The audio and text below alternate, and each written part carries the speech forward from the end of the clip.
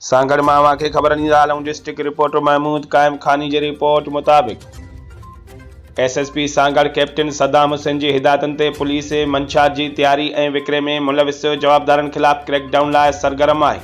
उन सिलसिले में एसएचओ सराड़ी रहम हुसैन वसवाणो कामयाब कार्रवाइयूं कंदे शराब ठाहिण वारनि ॿिनि भठियुनि ते छापो हणी 1650 लीटर तैयार शराब हथ करे वरितो। पहिरीं कार्रवाई रज़ा मोहम्मद ज़रदारी जे भठीअ ते कई वई, जितां कारोबार में शरीक जवाबदार ख़ादिम हुसैन ज़रदारी खे गिरफ़्तार कियो वियो, जॾहिं त ॿी कार्रवाई अली नवाज़ उर्फ़ अल्लू ज़रदारी जे भठीअ ते कयो वियो।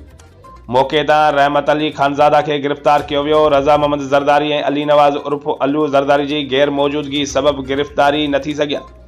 भठनि जे मालिकनि जी गिरफ़्तारीअ लाइ कोशिशूं जारी आहिनि। छापे दौरान भठियूं ड्राहे पट कयूं वयूं। गैर तैयार शुदा शराब खे मौक़े ते ई ज़ाया कयो वियो, जॾहिं त शराब ठाहिण वारनि थावनि ऐं मुख़्तलिफ़ क़िस्मनि जा ड्रम ऐं जेरी केन खे कब्ज़े में पुलिस वरितो वियो आहे। गिरफ़्तार ऐं मफ़रूज़ जवाबदारनि ख़िलाफ़ मंशात एक्ट तहत केस दाख़िल करे वधीक जांच पिणु शुरू कई वई आहे।